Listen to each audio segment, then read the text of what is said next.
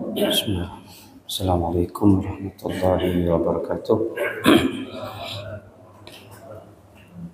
Bismillah, alhamdulillah, wassalatu wassalamu ala rasulillah Sayyidina Muhammad bin Abdullah wa ala alihi wa sahbihi wa man wala wa la hawla wa la quwwata illa billahi al-aliyyil azim. Subhanaka la ilma lana illa ma 'allamtana innaka antal alimul hakim. Wa qala rabbi shrah li sadri wa yassir li amri wa hlul 'uqdatan min lisani yafqahu qawli wa qur rabbi zidni ilman warzuqni fahman amin ya rabbal alamin. Alhamdulillah, puji dan syukur kehadirat Allah Subhanahu wa taala atas segala nikmat yang Allah Subhanahu wa taala karuniakan kepada kita, terutama nikmatul Islam, iman dan sehat wal afiat. Salawat beserta salam selalu kita curahkan kepada junjungan kita Nabi besar Muhammad sallallahu alaihi wa alihi wasallam. Mudah-mudahan kita menjadi pengikut beliau sampai kelak nanti akhir hayat kita, mendapat syafaat pertolongan beliau dan dimasukkan ke dalam surga bersama beliau, amin ya rabbal alamin. Baiklah, dua bab yang bersamaan, yaitu sujud syukur dan sujud tilawah. Bismillahirrahmanirrahim. Qala al-mu'allif nafa'ana bi ulumihi bid dharain amin. Menyempurnakan di minggu yang kemarin, yaitu tentang sujud syukur. Sebab-sebab daripada sujud syukur tersebut adalah hujumun ni'mah, yaitu didapati nikmat tersebut dalam keadaan tiba-tiba atau min haitsu la yahtasib, yaitu sesuatu yang tidak diduga-duga atau memang harapan yang panjang sekali kemudian Allah kabulkan, seperti dapatnya anak atau tertemunya barang yang hilang misalnya.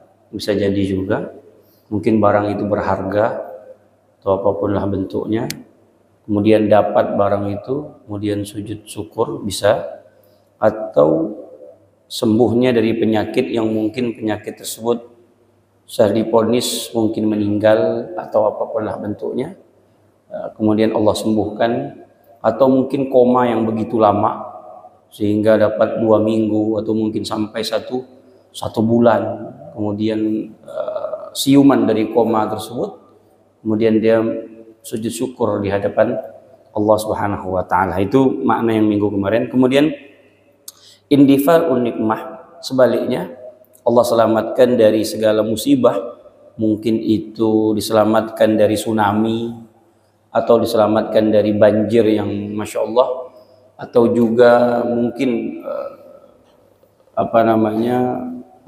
angin puting beliung. Angin puting beliung, semuanya rumah kena, cuman rumah dia yang tak ada misalkan.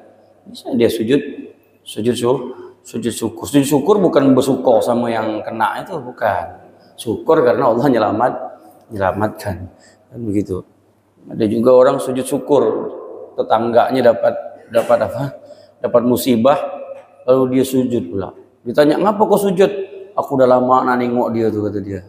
"Biar dia dapat musibah, maka aku bersyukur sama Allah." Begitu. Nauzubillahi min dzalik. Nah, kemudian indifa'un nikmah zahiratu min haitsu la yahtasib kanajatin. Kemudian ru'yatu fasiqin, kemudian ketika kita melihat orang-orang yang berbuat fasik, tapi fasiknya itu menyengaja, artinya dia menampakkan maksiatnya itu, dia tampakkan. Artinya udah betul tidak tahu malu lagi lah, berbuat maksiat tapi tidak tahu malu lagi, sehingga udah dinasehatkan, udah diapakan, tapi tetap saja dia berbuat seperti itu, sehingga kita bersyukur kepada Allah dengan sujud syukur kita, Allah masih selamatkan kita dari perbuatan tadi. Itu bisa. Tapi bahkan dikatakan di sini, jika seandainya sujud syukur tersebut di hadapan dia pun boleh. Ya, tapi jika seandainya itu membawa satu fitnah, lebih baik jangan. Kemudian yang terakhir, ru'yatu mubtala fi badanihi au fi agli fi ma yu'addu naqsan fi kamalil khalqah au asliha urfan. Seperti sujud syukur, Allah selamatkan dia, misal Allah sehatkan badan dia, Allah berikan badan dia itu sempurna. Dia lihat misalkan lagi dia jalan, dia lihat ada orang yang tangannya tak ada, kemudian kakinya tidak ada. Terenyahlah hati dia, kemudian dia pulang ke rumah, langsung dia sujud syukur di hadapan Allah Subhanahu wa taala, sehingga kita mengatakan, ya Allah, alhamdulillah kau berikan aku begitu besar nikmat, kau berikan aku tangan, kau berikan aku kaki, ya Allah. Nah, gitu. Itu nikmat. Kal ama, atau kita melihat orang yang buta, orang yang tidak melihat, wasomam, orang yang tuli, buta ataupun tuli, wala yudhiruha, tapi dengan syarat sujud syukur tersebut tidak di hadapan dia. Misalkan dia tengok ada orang tak berkaki, tak bertangan, lalu di situ gak dia sujud, Allahu Akbar, sujud. Tanya, ngapa kau sujud? Alhamdulillah Allah tak kasih aku gitu. Itu menghina namanya. Itu bukan sujud, namanya nanti sujudnya di rumah, bukan di hadapan dia. Itu nama menyinggung orang lain. Makanya Nabi SAW paling benci dengan orang yang selalu menampakkan kemewahannya di depan orang yang tidak punya. Makanya Nabi mengatakan, la tuzhiri syamatata li akhika fayarhamhullah wa yabtalik. Jangan sekali-kali kalian itu menampakkan kesenangan kalian di hadapan saudaramu. Kalau nanti Allah akan membalikkan keadaan itu. Baliknya nanti dia yang senang, kau yang akan susah. Jadi kita kalau mau posting sesuatu pun lihat-lihat orang yang lihat di dalam HP kita ini juga. Itu postingnya barang mewah terus. Sedangkan di HP antum ini yang melihat orang-orang yang tak punya, orang-orang yang tak berduit, orang-orang yang sulit untuk makan. Sedangkan antum postingnya itu makan terus. Ini kan orang mandang. Kecuali yang di dalam HP itu orang-orang yang sama-sama pemakan. Nah itu iya. Lalu ditanya, oh di mana makan tuh tadi? Nyaman tuh tadi. Besok kita ke sana lagi. Ah itu iya. Kalau yang di dalam itu orang yang susah juga, repot. Ya. Maka yang susah-susah dibisukkan saja, biar tidak mandang gitu ya. Tidak boleh. Intinya Nabi SAW mengajarkan kepada kita untuk tidak melihatkan kesenangan, ya, kemewahan tersebut. Kalau menampakkan kemewahan kemudian berbagi, itu boleh, nggak jadi masalah. Misal kita bersyukur atas nikmat yang Allah berikan. Mungkin Allah berikan kita nikmat itu berbentuk rumah, kendaraan atau apa. Kemudian kita buat suatu selamatan. Selamatan itu kita undanglah saudara apa semua, atau pengen naik haji atau umroh, kita undanglah tetangga tadi. Bentuk syukur atas nikmat. Artinya kita akan berbagi, itu tidak jadi masalah. Dan nikmat itu pun Allah katakan boleh kita tampakkan, boleh. Tidak boleh juga, tidak harus juga kita tapuk-tapukkan. Wa amma bi ni'mati rabbika fahaddits. Adapun nikmat yang Allah berikan kepadamu, ceritakan. Kita boleh ceritakan nikmat tersebut. Alhamdulillah ya Allah, kita ceritakan sama saudara, alhamdulillah aku ni diberi Allah project ini, dapat itu, alhamdulillah. Tapi setelah cerita tu berbagilah. Jangan cuman liau basi ya, ini cerita alhamdulillah dapatlah proyek ni berapa. Tak banyak, dapatlah aku ni untung kisaran berapa? 300 juta, 200 juta. Dapat dengar ya? Nah, ini namanya bukan cerita nikmat. Ini namanya sombong. Ceritakan nikmat. Inilah alhamdulillah ada sedikit ya. Tak banyak. Itu ya. Itu tidak jadi masalah. Atau kita bentuknya itu berbagi dengan mengundang. Itu kan bentuk kita. Misalkan kita pindah rumah atau kita itu pengen berangkat haji, itu kan ajaran daripada orang-orang tua kita, di mana menunjukkan, tapi lewat bentuk syukur dengan mengundang tetangga, saudara atau semuanya. Jadi bukan sombong-sombongan, enggak. Bentuk syukur kita. Dari syukurnya itu berbagi. Tetangga pun merasakan kesenangan kita. Ada itu kita tuh hidup tak pikir itu, mau tetangga sebelah tuh lapar ke, tetangga sebelah tu tak makan ke, yang penting aku kaya. Nah, itu tak bisa begitu. Ya, jadi berbagilah, di mana Nabi Shallallahu Alaihi Wasallam senang dengan orang yang seperti tersebut. Kemudian tadi dianjurkan oleh untuk kita untuk sujud syukur, tapi tidak di hadapan dia. Wala yudhiru halah, tapi tidak menampakkannya. Wa yustahabbu an ya'tiya bid-du'aul warid. Bahkan diajarkan oleh Nabi sallallahu alaihi wasallam dengan doanya yang diriwayatkan oleh Imam Tirmizi, alhamdulillahilladzi afani mimma btalaka bihi. Allah, segala puji bagimu ya Allah yang telah memberikan aku afani, kesehatan. Alhamdulillah, mataku masih bisa melihat ya Allah, tanganku masih bisa bergerak ya Allah, kakiku alhamdulillah ya Allah masih aktif semuanya ya Allah. Ini syukur nikmat yang Allah Subhanahu wa taala berikan. Wala faddalani ala katsiri mimman khalaqa tafdila. Ya Allah, sebagaimana kau telah berikan aku kemuliaan atas sebagaimana manusia yang banyak sekali yang kau telah berikan ya Allah. Artinya bersyukur atas nikmat yang Allah berikan kepada kita. Makanya Allah katakan, wa in ta'uddu nikmatallahi la tuhsuha. Jika seandainya kau ingin menghitung-hitung nikmatku, tak akan pernah bisa. Ada dalam sebuah riwayat hadis Imam Abu Daud, ada orang tu di zaman Bani Israel, dia tu ibadah kepada Allah selama 500 tahun. 500 tahun dia beribadah dan dia tidak pernah maksiat. Dia asingkan dirinya dan dia makan makanan itu dengan tanaman dia sendiri. Dia tidak mau. Dia artinya dia menjaga makanan itu harus betul-betul halalan thayyibah. Dia tidak mau makan makanan nerima dari mana, tidak. Jadi dia hidup di atas gunung, dia mengabdi kepada Allah, dia tidak maksiat, matanya dia jaga semuanya selama 500 tahun. Meninggallah ini orang. Setelah meninggal, lalu Allah perintahkan kepada malaikat, wahai malaikatku, kau jemput hambaku itu, kau pimpin dia masuk ke dalam surgaku. Tapi katakan kepada dia, dia masuk surga tersebut karena rahmatku, kata Allah. Lalu malaikat menyampaikan kepada hamba tersebut, wahai hamba Allah, aku diperintahkan oleh Allah untuk membawamu. Ketahuilah, engkau ini masuk ke dalam surga atas rahmat dan kasih sayangnya. Lalu hamba tersebut mengatakan, enggak, aku enggak mau masuk surga. Kenapa? Aku mau masuk surga dengan amal ibadahku yang selama 500 tahun. Bayangkan, kata dia, aku beribadah kepada Allah itu tanpa maksiat sedikit pun. Lalu malaikat pun bingung. Ini hamba kok disuruh masuk surga tak mau? Macam mana ceritanya nih? Lalu lapor kepada Allah. Ya Allah, hambamu tadi tak mau. Kenapa? Dia pengen masuk surga dengan amal ibadahnya. Yang 500 tahun dia lakukan. Bukan dengan rahmatmu. Kalau begitu kata Allah, tidak apa-apa. Ayo hitung-hitungan. Wahai malaikatku, kau hitung satu mata dengan amal ibadah 500 tahun tadi.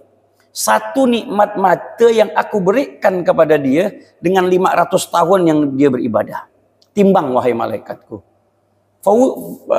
Fayuzan artinya ditimbang. Fauzina, dia ketika ditimbang, apa yang terjadi?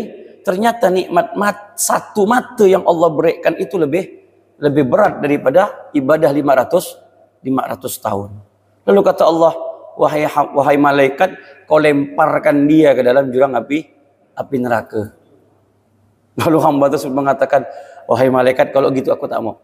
Tak apa-apalah, biarlah aku masuk surga karena rahmat Allah. Apa kata Allah? Wahai malaikatku, katakan kepada dia, kau bisa beribadah itu karena nikmat yang aku berikan. Karena nikmat mata itulah kau bisa beribadah. Karena nikmat kaki yang kuberikan itulah kau bisa beribadah. Kalau nikmat kaki dan mata itu aku tak berikan, macam mana kau bisa beribadah? Makanya kata Rabi'atul Adawiyah, beliau mengatakan, syukruna yahtaju ila syukur. Syukurnya kita itu perlu disyukuri lagi. Kan tak sempurna syukurnya gitu. Karena pun kita bisa bersyukur karena Allah yang memberikan kita lidah untuk bisa bersyukur. Jadi syukurnya kita itu perlu disyukuri lagi. Sebagaimana istighfarnya kita perlu beristighfarkan lagi. Karena tak sempurna gitu itu. Syukurnya gitu itu belum sempurna. Nah, maka disitulah besarnya nikmat Allah Subhanahu wa taala. Jadi kalau kita ingin menghitung nikmat yang Allah berikan kepada kita, takkan mungkin kita mampu. Ya, maka jangan pernah katakan kita itu adalah hamba yang paling termiskin, kita itu hamba yang paling hina. Orang yang paling termiskin dan paling hina di dunia itu adalah orang yang tak bisa menerima takdir Allah, itu ya. Tapi kalau dalam hidupnya dia bisa menerima qada dan qadarnya Allah, dialah manusia paling nikmat di atas muka bumi ini. Di antara banyaknya nikmat, makanya Syekh Mutawalli Sya'rawi mengatakan nikmat yang paling tinggi itu adalah nikmat ridho. Bukan nikmat harta. Nikmat harta itu nomor 4. Nikmat pertama itu adalah nikmat ridho. Nikmat kedua adalah istri yang solehah. Nikmat yang ketiga ketika Allah karuniakan kepada engkau keturunan yang soleh dan solehah. Nikmat yang keempat barulah yang namanya duit, harta, materi. Jadi pertama itu nikmat ridho. Ridho atas apa? Ridho atas apa yang Allah takdirkan kepada kita. Itu nikmat yang paling indah. Ketika Allah takdirkan kita seperti ini, ya udah nikmati saja. Jangan cari nikmat orang, jangan mandang nikmat orang. Kita tuh jadi tak manusia yang tak bersyukur karena kita selalu memandang kekayaan orang lain, tak memandang apa yang Allah berikan kepada kita. Makanya kita tak jadi hamba yang bersyukur, selalu mandang orang lain terus. Oh, nyaman orang itu ya. Loh, ente tak nyaman ke apa? Begitu. Ente tak nyaman. Alhamdulillah Allah masih berikan kita rasa, masih bisa makan, bisa ada rasa manis, asam, kecut. Allah kasih antum duit 1 triliun, tapi antum tak bisa merasakan manis, asam, asin. Mau? Enggak juga kita mau. Enggak, ngapa? Apa nikmatnya hidup di dunia? Ketika kita makan tuh hambar semua, tak ada rasa. Berarti kan nikmat besar. Pernah terjadi sama kita punya senior. Dia ceramah di daerah Kalimantan, bukan Kalimantan Barat, tapi daerah Kalimantan Batubara sana. Jadi dia tuh diundang, ada satu haji di sana kaya raya Batubara, kaya betul. Dia katakan saya punya senior ini diundang, disiapkan rumahnya besar, kalah ini rumah ini kalah, masjid ini kalah dengan mobil yang mewah apa semuanya, bos Batubara yang undang ini. Hebat, kaya betul. Lalu tidak lama anaknya cerita ayah itu udah lama di mana terbaring di kamar. Ditengoklah baring di kamar. Setelah ceramah sowanlah kepada ayahnya tadi, ditanya, bisa bicara mas ya? Dia katakan, saya ini udah lama sakit ini, tapi yang lebih parah itu sakit saya itu tak bisa merasakan apa-apa, kata dia. Tak bisa merasakan apa-apa, duitnya banyak. Dia katakan, kalau seandainya sakitku ini sembuh, aku bernazar, kata dia. Dia ngomong sama ini nih, Ustadz nih, dia bilang, kalau saya bernazar, saya kepengen mungkin separuh harta ini saya berikan ke dia, kalau memang saya sembuh. Kawan saya itu, senior saya dengar begitu. Separuh harta, udah terbayang. Besoknya anaknya bilang, Pak Habib mungkin bisa dibaca-bacakanlah untuk ayah saya. Malamnya dizikirkanlah pakai air, zikir. Cerita nyata ini, cerita nyata. Namanya Habib Jamal Ba'agil, ya senior saya ini. Dibaca kan, malamnya itu baca zikir ini, wirid ini. Besoknya mau balik ke Malang. Besoknya mau balik. Ini kasihkan ke orang tua, minum apa semua. Selesai. Udah lupa. Dapat 2 hari, dapat telepon. Anak Pak Haji tadi telepon. Ya Allah. Ini pasti duit ini. Karena kan kabar gembira ini kalau sembuh, ya harta dapat. Kali angkat telepon. Iya. Assalamualaikum, waalaikumsalam. Ya, gimana Pak Haji? Gini. Alhamdulillah baik, gini. Gimana kabar Abah? Itulah Habib, kata dia. Inna lillahi wa inna ilaihi rajiun, kata dia. Bapak meninggal Habib, kata. Ampun, kata saya. Ini gara saya kebanyakan zikir nih, kata dia. Ini terlalu terlalu oper nih. Kalau dokter ini ngasih apa? Ngasih resepnya overdosis ini. Hampa, kata dia. Hampa harapanku, kata dia. Kenapa? Udah terpikir kan, dapat telepon. Ini kalau seandainya betul-betul sembuh ini ayat yang saya kasih, seperapat harta udah pasti ini bukan miliaran lagi udah ini. Tapi udah innalillah, kata dia. Waduh. Kembali lagi kata beliau mengatakan, Masya Allah ya, nikmat yang Allah berikan kepada kita ini terlalu besar. Jadi maka kata Imam Mutawalli Sya'rawi, ridho itulah nikmat terbesar. Ridho atas apa yang Allah takdirkan kepada kita. Udah, qadha wal qadar itulah yang kita jalani. Ya, Allah kasih kita begini, alhamdulillah. Nikmat ini jalani saja. Karena kalau kita menentang takdir Allah, sakit kita. Sakit. Orang yang menentang takdir itu repot urusannya. Tapi jangan nggak selalu berkata, ngapa kok tak gini? Ini udah takdir Allah. Itu pemalas namanya. Itu bukan takdir Allah. Bukan. Ya, takdir Allah itu membacanya bukan seperti itu. Allah dalam ilmu tauhid itu begini. Dalam ilmu tauhid itu ada namanya sifat qudrah, ada namanya sifat iradah. Ya. Ada kudrat, ada iradah. Ingat ya. Ini saya simpulkan sebentar saja. Dalam ilmu tauhid ada kudrat, ada iradah. Kudrah itu kemampuan, iradah itu keinginan. Ya. Dua hal ini Allah kasihkan kepada kita. Kudrat dan iradah. Sifat jadi kita tak bisa mengatakan, ini udah takdir Allah. Ngapa kok gini? Ngapa kok malas? Takdir Allah dah aku malas. Ngapa kok berzina? Ya takdir Allah lah aku berzina. Tak bisa. Tak bisa kita ngomong begitu. Allah berikan kita kudrah dan Allah berikan kita iradah. Contoh, begini. Yang nyamannya begini aja. Kawin lagi, biar segar mata.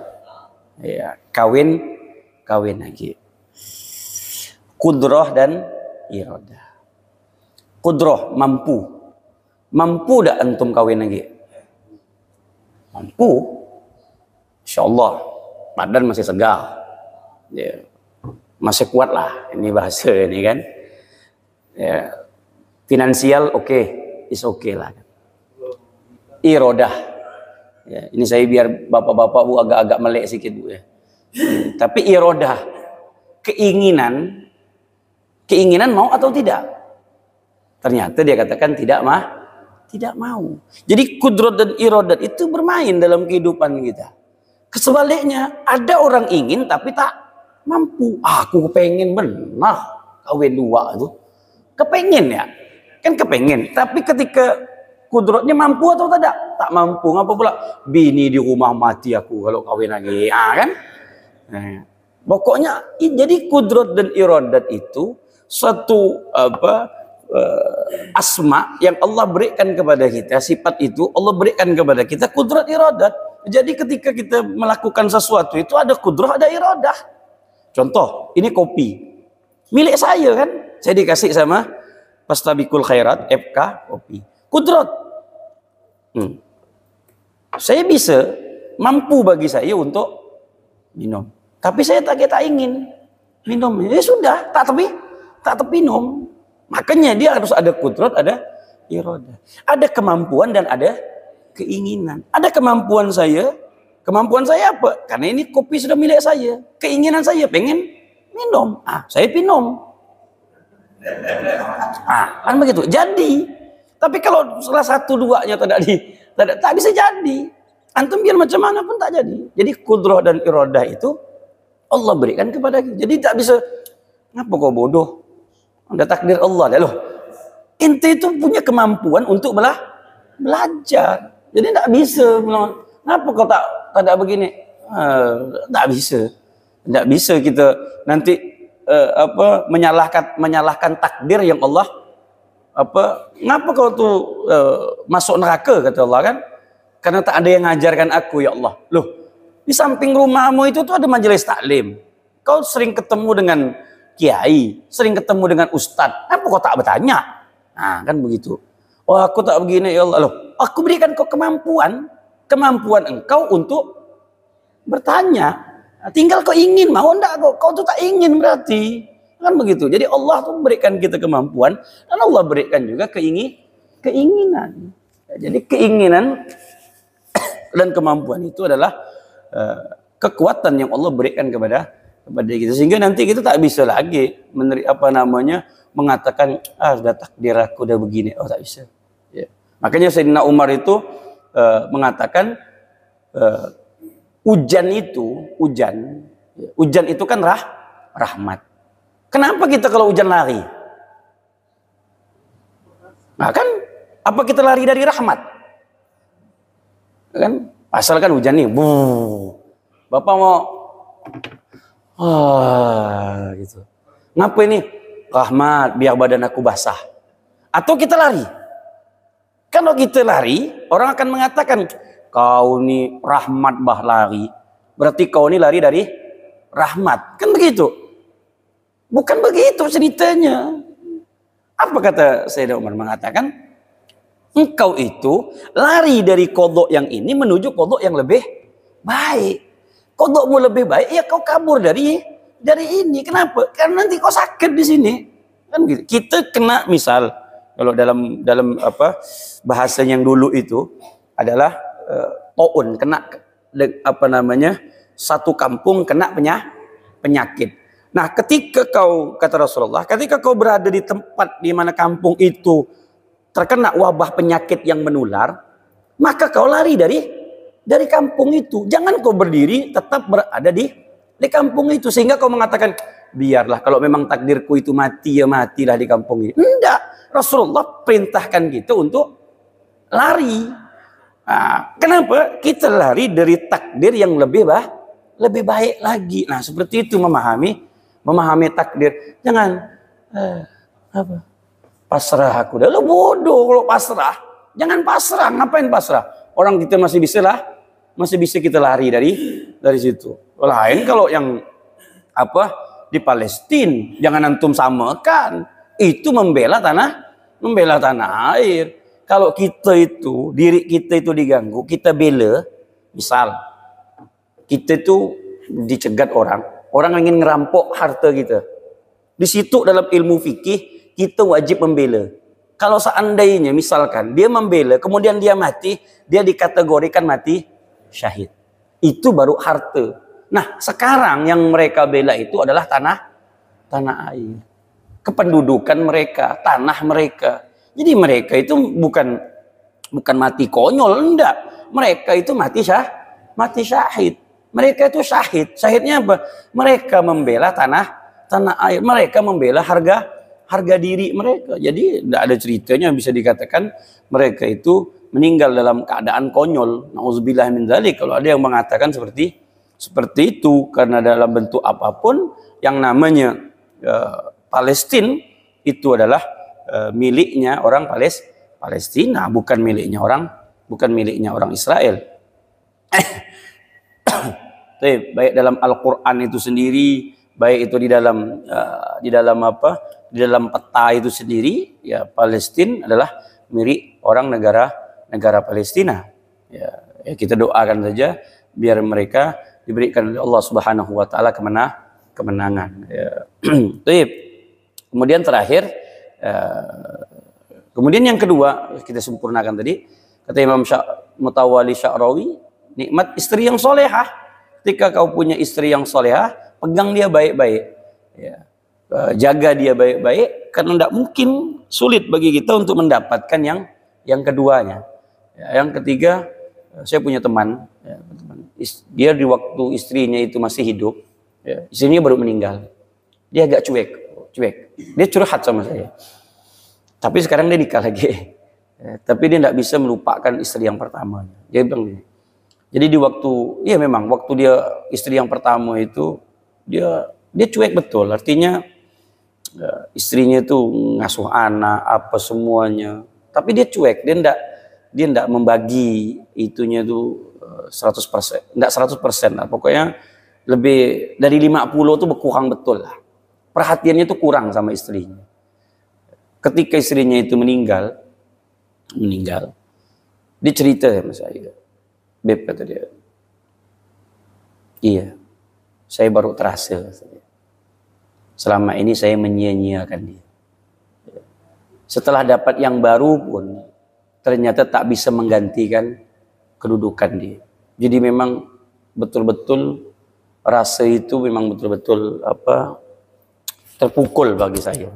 Kenapa saya di waktu dia hidup itu saya sia-siakan. Jadi memang betul lah kata Romai Rama ya. Romai Rama bilang kalau sudah tiada baru terasa, itu ya memang itulah dia ya. Memang betul memang Romai Rama. Jadi memang betul. Jadi sampai sekarang itu kalau dia datang ke rumah ngobrol apa malam-malam saya sering goda dia, macam mana Kak? Tak bisa. Sampai sekarang teringat terus kata dia. Perjuangan dia, tabahnya dia. Yang kedua ini kan nyaman. Muda kayak kata saya. Enggak, bukan soal mudanya kata dia. Jadi bab perhatiannya, bab pengorbanannya itu memang beda. Jadi memang betul-betul terasanya begitu ya, begitu. Ya, Masya Allah. Kalau udah tak ada baru terasa. Ya. Nah, kembali lagi. Jadi kalau ada peganglah betul-betul dan syukur. Yang ketiga, anak yang soleh dan soleha. Ya, anak yang soleh dan soleha itu anugerah. Tak semudah itu kita dapatkan anak yang dengar cakap, dengar berbakti kepada kita, tak semua. Berapa banyak WA ini masuk di WA saya ini curhat tentang anaknya narkoba, ini apa semuanya, fasilitas di sekolah kan udah tinggi-tinggi apa semuanya. Ternyata ujung-ujungnya tak bisa berbakti kepada kedua orang tua, banyak kok kan begitu. Jadi ketika Allah takdirkan kita dapat anak yang soleh, dapat anak yang solehah, syukur atas nikmat yang Allah berikan. Nah, terakhir barulah dia berbentuk materi, dia duit, barunya harta, bentuknya harta. Kemudian sedikit kita masuk ke bab sujud tilawah. Ya, ini bab sama masjid at-taqwa ini. Tusannu sajdatut tilawah lil qari was sami wal mustami wa yata'akkadu. Setelah sujud syukur ada namanya sujud tilawah. Nah, sujud tilawah adalah sujud di mana dia dikarenakan bacaan Al-Quran. Jadi bukan dikarenakan itu dia berbentuk nikmat, bukan. Karena kita mendengar atau kita yang membaca Al-Quran. Maka ada namanya sujud tilawah. Nah, di situ dikatakan tusannu sajdatut tilawah lil qari wassami wal mustami. Disunahkan bagi orang yang membaca, kemudian yang mendengar, kemudian yang didengarkan untuk sujud tilawah. As-sami alladzi la yaksidul istima'. Orang yang mendengarkan, dia tidak kemudian tahu-tahu dia tuh dengar aja orang itu baca Al-Quran, tapi pas suratnya kena surat sajadah, tetap dia disunahkan untuk sujud tilawah. Atau memang dia betul-betul mendengarkan orang yang membaca tadi. Kita mendengarkan orang yang membaca pas kena sujud tilawah, tetap kita disunahkan. Kemudian wal mustami wahya fi arba' suwar ada fi arba'atis suwar, ada arba'asyarata maudhi'an minal Qur'anul Karim.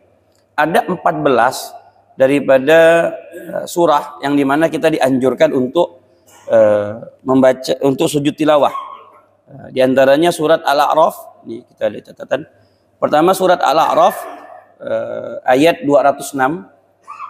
Innal ladzina inda rabbika la yastakbiruna an ibadatihi wa yusabbihuna lahu wa lahu yasjudun. Kemudian surah Ar-Ra'd ayat 15. Walillahi yasjudu man fis samawati wal ard tau'an wa qarhan wa zilaluhum bil ghudwi wal asal. Kemudian An-Nahl 4950. Walillahi yasjudu ma fis samawati wa ma fil ard min dabatin wal malaikati wa hum la yastakbirun.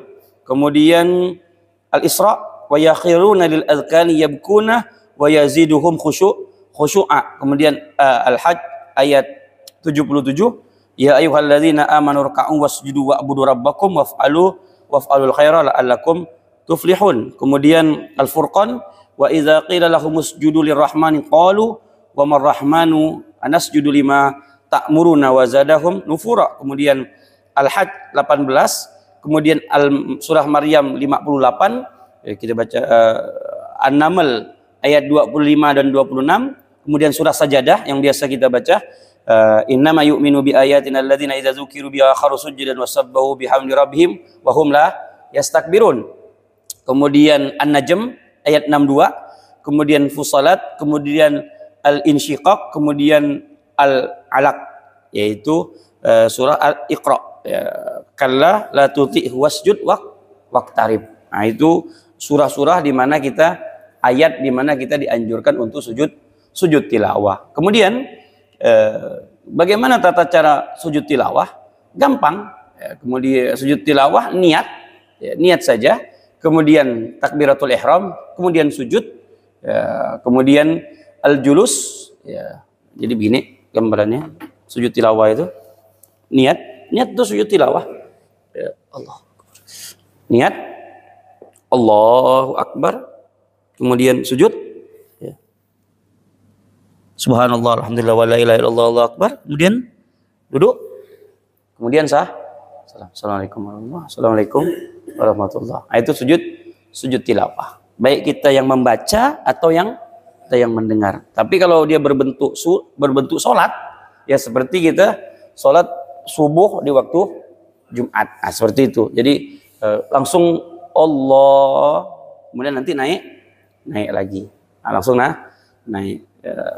Tapi kalau dia tuh surah Al-Alaq, dia tidak ada sambungannya, maka sambungannya itu dengan surah lain. Kan kalau Iqra itu kan selesai dah. Wasjud waqtarib. Kemudian dia pakai sujud tilawah. Allahu Akbar. Kemudian dia naik lagi. Apa yang dibaca orang udah habis. Kan begitu. Kalau yang lain kan masih ada sambungan. Kalau Al-Alaq tidak ada sambung, maka yang dipilih adalah terserah. Pilihlah pakai menggunakan surat Al-Ikhlas atau yang lain tidak jadi masalah. Tapi kan carilah surat yang paling pendek, yaitu surat Al-Ikhlas. Kemudian terakhir, antakunal syurutu sunniyatu sujud tilawah, antakunal qira'ah masyru'ah. Kemudian antakunal qira'atu maqsudah. Yang kita dengar itu memang bacaan orang, bukan bacaan orang tidur. Ada orang tidur ngigau misalkan, baca ngigau, dia baca Quran. Pas pula dia baca Quran itu baca surat yang ada sajadahnya. Wasjud waqtarib. Kita dengar nih, langsung gitu sujud tilawah. Enggak, karena dia bukan membacanya dalam keadaan terjaga, dia tidur. Tak termasuk. Kemudian takun al-qira'ah li jami' ayatis sajadah. Dia dianjurkan tuh sujudnya memang ayat sajadah, bukan ayat yang lain. Antakun al-qira'atu min qari'i wahid. Satu aja yang baca. Jadi kalau misalkan ini baca sajadah, ini. Antum dengar ini sujud, bentar lagi dengar situ sujud lagi. Bentar lagi dengar situ sujud lagi. Lalu sujud terus nanti. Mau enggak? Allahu Akbar. Nah, ini dengar lagi ini. Sujud lagi. Enggak, sujud satu aja. Ya, misalkan baca surahnya sama. Mungkin yang ini lebih cepat. Kita sujud. Baru gak selesai. Ini pula kita dengar lagi. Sujud lagi dia. Oh enggak. Cukup satu saja. Kemudian antakuna fi ghairi salatil janazah. Bukan di waktu salat jenazah. Pas dia jadi imam pula salat jenazah. Allahu Akbar. Wasjud waqtarib. Padahal kan tidak disunahkan untuk baca surat. Mungkin dia kepengen baca surat. Wasjud waqtarib. Allah langsung sujud dia. Ini mayat depan, bingung dia nih kan. Pas ditanya, Assalamualaikum warahmatullahi wabarakatuh. Kenapa Pak Ustadz baca sujud itu? Aduh. Kenapa Pak Ustadz? Ini terlalu banyak dosanya ini. Jadi itu maksud. Iya, ini saya sudah dapat ilham. Kalau dosanya ini tidak diampunkan kecuali kita harus sujud. Karena ini mayat terlalu banyak dosa. Bukan banyak dosa, Ustaz, bodoh bala. Kan begitu. Tidak ada pakai sujud. Bukan sholat jenazah. Kemudian terakhir, al-ayatul al-fasl bainal qira'ah wa sujudi urfan. Tidak terlalu lama. Jadi bacaan sujud tilawah dengan sujudnya itu tidak jeda terlalu lama. Kalau dia sudah menggunakan jedanya terlalu lama, udah tidak usah lagi. Kemudian alla yakuna ma'muan, alla yaksida sujud faqat bi qiraatil ayah, arkanu sujud tilawah tadi udah dijelaskan. Terakhir, zikru sujud tilawah ka sujudi shalah, sama. Zikir sujud tilawah itu seperti sujud salat, subhanallah, atau mau ditambah lagi dengan doa Allahumma ktub li biha indaka ajran wa ja'alha li indaka dhukhra wa dha' anni biha wizra waqbalha kama qabiltaha min ibadika Daud, min abdika Daud. Artinya ini diantara sujud idza sami'a ayatu sajda min mizya au nahwi fa in kana halan wa mubasyarah baisan. Sama ketika kita mendengar radio, atau tip atau MP3 ada surat sajadahnya, apakah kita dianjurkan sujud? Iya, tetap dianjurkan sujud langsung mubasyarah di waktu itu juga. Wa illa bi an kana min sautin nahwin musajjalin fala. Kemudian laulam ya'lamil ma'mun sujuda imamihi illa ba'da an rafa'a ra'sahu minas sujud fala tabtu salatu. Yusannu lil imam ta'khiru sujudihi fi sholati sirriyah ila al-faragh minas shalah lima fi sujudi binat tashwish alal ma'mumin. Lebih enaknya kalau seandainya imam itu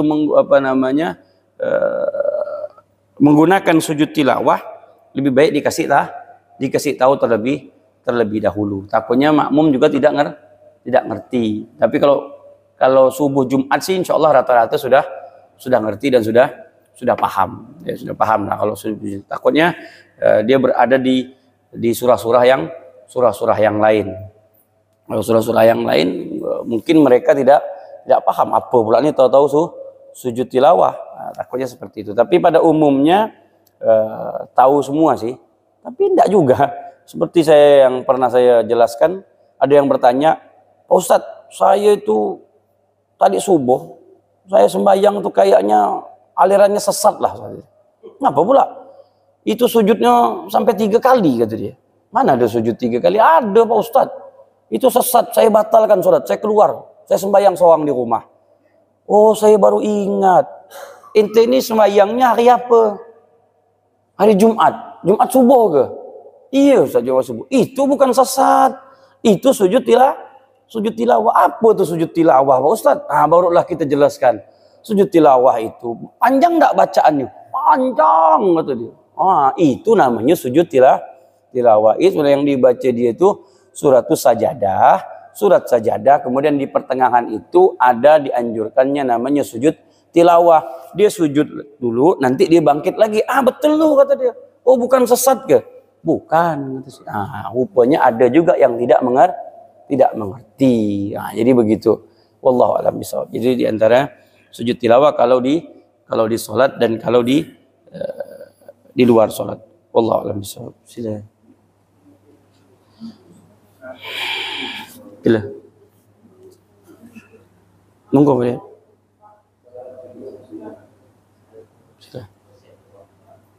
Sila.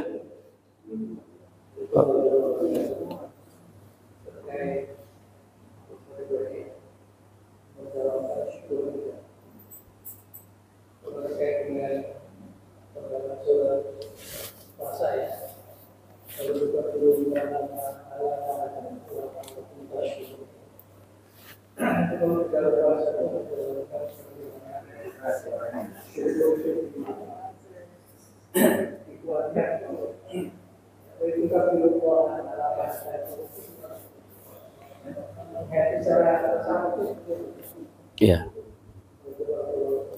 Iya. Wa litakabbirullaha ala ma hadakum la'allakum tashkurun. Itu perintah Allah ketika Allah Subhanahu wa taala telah memerintahkan kita puasa setelah kita berpuasa, pas semuanya ayat itu, kemudian Allah memerintahkan kita untuk bertakbir atas nikmat yang Allah Subhanahu wa taala berikan kepada kita. Jadi letak tasawufnya, syukur adalah sorful abdi. Pertama, makna daripada syukur itu adalah sorful abdi alaman anamallahu alaih min ni'amihi. Pertama, orang yang dikatakan bersyukur itu adalah mereka yang meletakkan nikmat Allah Subhanahu wa taala atas apa yang telah Allah berikan kepada dia, dia pandai menempatkannya. Itu namanya syukur. Artinya Allah berikan kita ini, kita pandai menempatkannya. Tidak menentang atas nikmat yang Allah berikan. Dan wa qalilun min ibadiyasy syakura. Tapi Allah katakan sendiri juga, sedikit orang itu yang bersyukur. Sedikit orang yang itu bersyukur itu paling sedikit. Ya, jadi tidak mudah jadi orang yang bersyukur. Makanya Nabi SAW katakan, kalau kau ingin menjadi orang yang bersyukur dalam kacamata dunia, kalau untuk kacamata dunia, pandanglah orang yang di bawahmu, jangan pandang yang di atasmu. Maka kau akan menjadi orang yang bersyukur. Itu kalau lihat kacamata dunia. Kalau dalam kacamata tasawufnya, itu lihatlah bagaimana ketika Allah Subhanahu wa taala takdirkan kita untuk bisa sujud kepadanya, itu nikmat yang paling terbesar. Jadi tidak ada nikmat yang paling terbesar ketika Allah takdirkan kepala kita itu bisa sujud kepadanya. Itu nikmat yang paling indah, nikmat yang paling terbesar. Makanya Allah katakan walitukabbirullaha takbir. Ketika kita bertakbir membesarkan Allah dalam diri kita, itu nikmat yang paling hebat. Makanya syukurnya itu dengan mengucapkan kalimatut takbir. Makanya Allahu Akbar, Allahu Akbar, Allahu Akbar. La ilaha. Itu kan kalimatut takbir itu adalah kalimat yang paling besar. Maka ketika kita bertakbir, artinya dengan bentuk sujud, dengan bentuk ibadah, itu adalah suatu nikmat yang tak bisa diungkapkan dengan sebuah kata-kata, tidak bisa. Cuma hanya cukup dengan menggunakan kalimat takbir, Allahu Akbar, Allahu Akbar di situ. Jadi ketika seseorang itu bisa sujud, itu nikmat yang paling indah. Tidak ada nikmat yang paling indah kecuali kita bisa sujud kepada Allah Subhanahu. Mungkin orang bisa diberikan Allah harta, mungkin Allah diberikan jabatan, tapi banyak juga ketika diberikan harta tidak bisa mendekatkan diri dia kepada Allah. Banyak juga orang yang jabatannya tinggi tapi juga tidak bisa mendekatkan dirinya kepada Allah. Banyak kok. Tapi ketika Allah berikan kita harta, ketika Allah berikan kita jabatan, tapi Allah takdirkan gitu untuk bisa sujud kepadanya, itu nikmat yang paling indah. Nah, itu.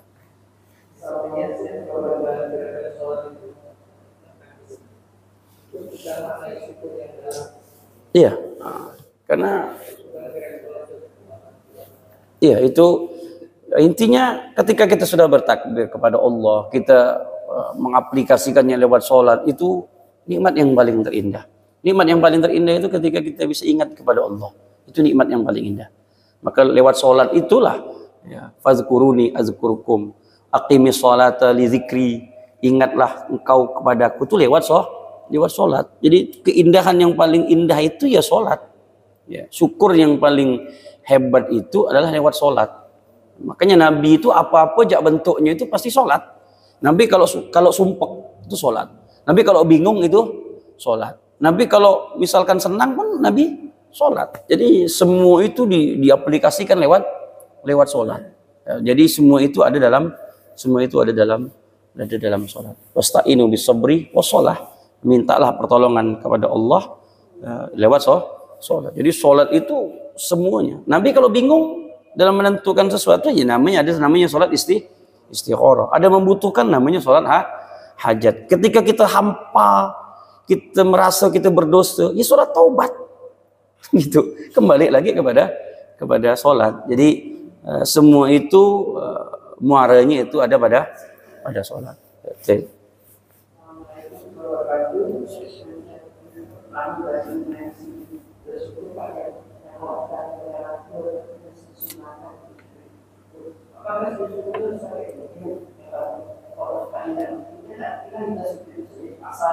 Iya.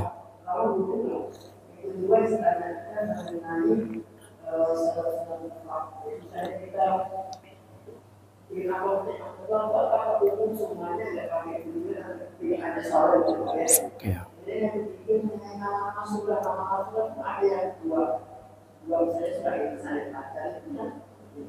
Apa?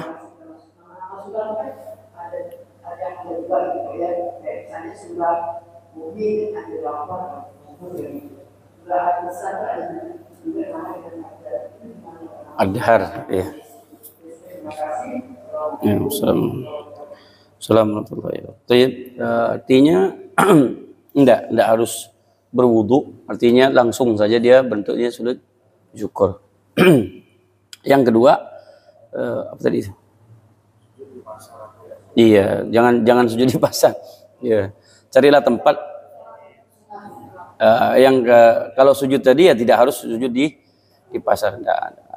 Carilah tempat yang yang sekiranya pantas dan bersih atau apalah bentuknya gitu ya.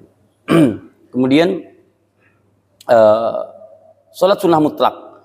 Sholat sunnah mutlak itu usolli saja. Jadi tidak ada kaitan dengan sholat sunnah apapun. Itu bentuknya mungkin kita seluruh sholat sudah kita kerjakan. Sholat taubat udah, kemudian pas di malam hari ini ya, sholat taubat udah, kemudian sholat tahajud udah, sholat hajat udah, kemudian wudhu, apa semuanya udah cukup lah nih. Nah, tinggal nanti sholat witir saja. Witir ini sebagai penutup kan. Tapi yang lain ini udah semua ini. Mungkin waktu itu di Ramadan lah. Ramadan kan banyak bisa gitu. Tarawihnya udah, semuanya udah, apa semuanya. Habis sudah di sholatnya. Nah, masuklah dengan namanya sholat sunnah mutlak. Jadi sholat sunnah saja udah. Usolli. Udah. Allahu Akbar. Usolli saja udah. Tapi bukan usolli sunnatul mutlak. Bukan. Jadi sholat sunnah. Bukan nama sholat sunnahnya itu mutlak. Bukan. Usolli saja. Usolli. Usolli Allah. Saya sholat. Udah. Sholat apa? Namanya sholat sunnah mutlak. Ya udah. Usolli. Allahu Akbar. Makanya kalau kita lihat sejarah-sejarah profil hidupnya para imam-imam itu seperti Imam Abu Hanifah. Mereka itu sholat sebanyak 650 rakaat setiap malamnya. Sholat apa sampai 650 rakaat? Ya, sehingga Imam Abu Hanifah itu pernah 750. Sebenarnya 500. Tapi karena pas di pasar ada orang bercerita tentang dia. Kita ini di kampung nih ada namanya Abu Hanifah, Nu'man bin Bashir. Dia itu kalau sholat setiap malamnya itu 750. Imam Abu Hanifah cuma sholat 500. Jadi kata Imam Abu Hanifah mengatakan, dia ini salah cerita tentang aku. Agar dia tidak salah, malam ini aku tambah lagi 2,5. Yeah. Biar dia tidak salah cerita. Kan begitu. Kalau kita kan tidak. Kalau kita, Masya Allah, aku tambah lagi lah tuh. Begitu tuh. Kok tambah gitu 1.000 ke ngomong. Padahal cuma 5. Kalau Imam Abu Hanifah enggak, takut orang yang tadi cerita takut berdosa. Mungkin dia dapat cerita-cerita yang belum pasti benar ditambah. Seperti itu. Jadi apa sholatnya itu coba? 750 rakaat. Sholat apa coba? Sholat hajat. Sholat hajat sebanyak itu. Itu namanya sholat sunnah mutlak. Sholat sunnah saja. Ada lagi Al-Habib Abdullah Al-Haddad. Beliau itu kalau nunggu gurunya itu sambil sholat. Gurunya belum datang, beliau misalkan dari jam 7, gurunya itu mau datang. Sambil nunggu guru itu sholatnya 200 rakaat. Orang sekarang nunggu guru tak betah. Baru gak 2 menit, guru tak datang dia balik. Ngapa? Guru aku tak datang kata dia. Orang dulu nunggu guru 200 rakaat sambil sholat, sambil baca Quran, sambil nunggu gurunya, sambil baca Quran, sambil ini. Ini baru 5 menit guru terlambat dia bingung dah dia. Ini udah tak ada guru datang nih, kita bubar kayak lah kata dia. Itulah bedanya orang dulu sama orang sekarang. Gitu. Apa? Ad-Dahar, iya. Banyak beberapa surat itu berbeda berbeda-beda nama ada. Jadi dia tidak mutlak harus surat. Kadang diambil dari al-insan, hal ata alal insan. Kadang diambil dari namanya itu ad-dahar itu sendiri. Jadi penamaan itu tidak harus mutlak, dia harus namanya langsung. Kadang diambil dari al-ikhlas, qul huwallahu ahad, atau nama-nama tersendiri seperti al-ikhlas namanya nanti ada namanya al-mu'awwizatain. Nah, dia banyak nama seperti al-fatihah. Al-fatihah itu enggak satu nama, banyak. Ada 7 namanya. Ada syifa, ada umul Quran, kemudian ada sab'ul mathani. Nah, itu ada asyafi, nama suratul Fatihah itu. Di surat Fatihah itu 7 namanya. Bukan sekedar Fatihah saja, ada nama 7 nama. Jadi dia tergantung nanti riwayat-riwayat yang ada nanti seperti itu. Allah alam. Udah, Assalamualaikum. Assalamualaikum.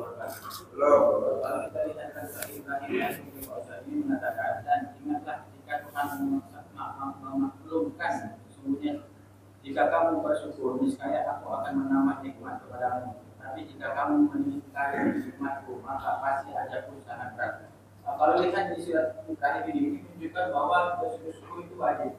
Kenapa para ulama itu mengatakan bahwa bersyukur itu sunnah?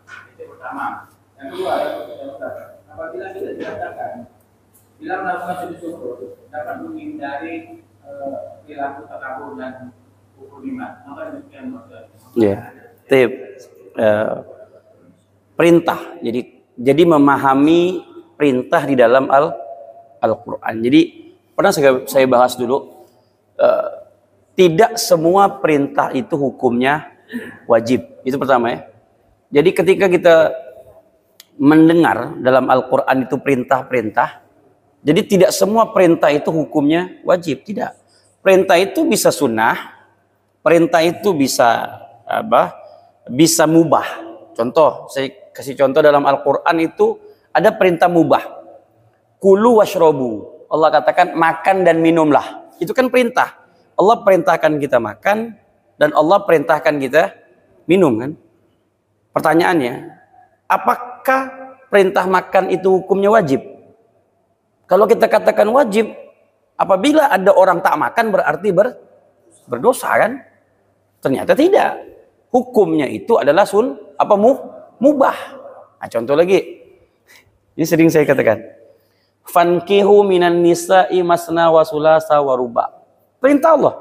Nikahilah perempuan itu 2, 3 atau 4. Ya. Perintah loh. Perintah. Nah, saya mau tanya. Perintah itu wajib atau apa? Kalau wajib, bapak yang berbini 1 berdosa semua. Iya. Kalau wajib loh, Bu. Perintah itu kan tidak wajib. Perintah itu mubah. Juga tidak sunnah. Perintah itu bukan sunnah. Jadi kalau 2, 3, 4 itu sunnah, bukan. Mubah. Nah, tapi karena mubah. Ya memang betul. Jadi para ulama tafsir mengatakan perintah itu mubah. Nah, dia sebagai solusi saja. Solusi di dalam rumah tangga. Kenapa Allah perintahkan di situ? Iya, kalau misalkan nanti ada permasalahan dalam rumah tangga, contoh, misal seseorang yang tidak mempunyai keturunan, kemudian dia kepengen mempunyai keturunan, setelah dicek ternyata suaminya sehat, istrinya mandul, sallallahu alaihi wasallam, contoh. Apa yang harus dilakukan kepada si istri ini? Apakah Islam harus membuang istri yang pertama kemudian mengganti yang kedua? Tidak.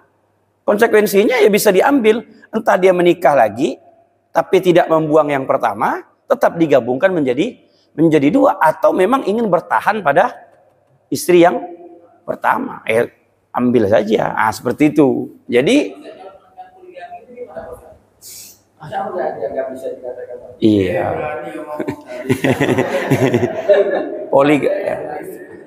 Poligami itu ya. Poligami itu seperti pintu pesawat, Pak. Ya, saya katakan membahas poligami itu seperti pintu pesawat. Ketika pesawat itu terbang, Siapa yang berani buka pintu pesawat itu, Pak? Tak ada orang gila yang berani buka pintu pesawat itu. Maka kalau bahas poligami itu sebagaikan pintu pesawat. Kecuali dia darurat. Nah, daruratnya macam mana? Udah mau mati lah baru. Itu lah baru bahas lah. Ngapa? Kalau berani buka itu, pintu itu berani buka, tanggung jawab sendiri. Kan begitu. Kan begitu. Jadi iya, contoh tadi daruratnya apa? Dia kepengen dapat anak. Atau yang kedua, seksualitasnya terlalu tinggi sehingga dia satu bini tak bisa jadi. Ini kalau ini dia maksiat, daripada dia maksiat, duit ada apa ada, daripada maksiat, daripada jajan di luar, bagus dia berbini lagi. Kan begitu. Tapi payah Pak Ustadz, nanti bini saya tahu. Itu saya kasih tahu. Tapok-tapok Pak Ustadz. Ya udah tapok-tapok. Dosa enggak Ustadz? Tak ada dosa. Kan begitu. Ini bukan saya ngajarkan. Kan begitu.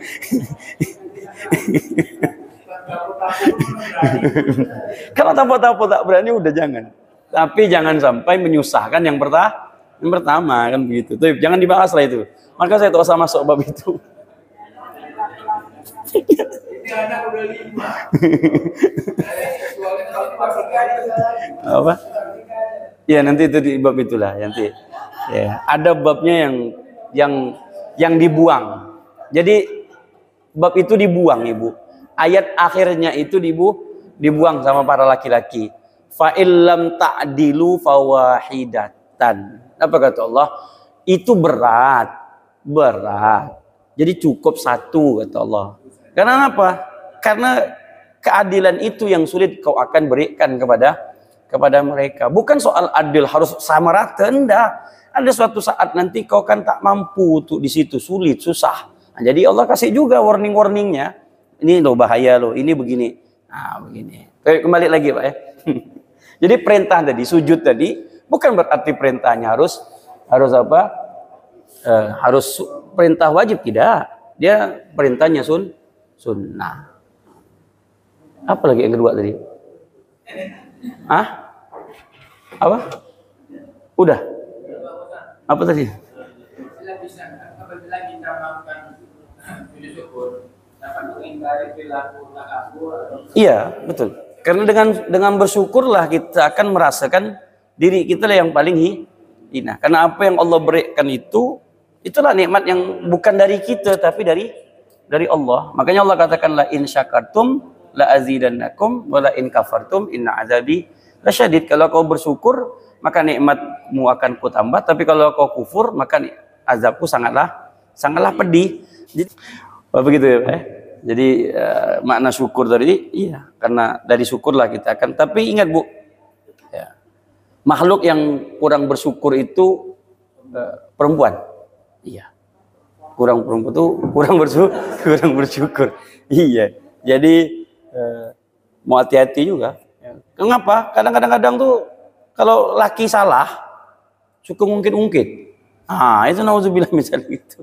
Oh, tak pernah menyenangkan aku kata dia. Hidup udah 20 tahun tak pernah menyenangkan dia kata. Ya Allah, Pak. Ini bakat ini urusannya nih tadi. Kan begitu. Tapi bukan wanita di sini, wanita-wanita sana. Ibu-ibu sini masyaallah semuanya kan begitu. Tapi intinya bersyukurlah kepada Allah Subhanahu wa taala atas nikmat yang Allah berikan ya. Wallahu a'lam bissawab. Subhanakallahumma wa bihamdika asyhadu an la ilaha illa anta astaghfiruka wa atubu ilaik. Walhamdulillahirabbil alamin. Assalamualaikum warahmatullahi wabarakatuh.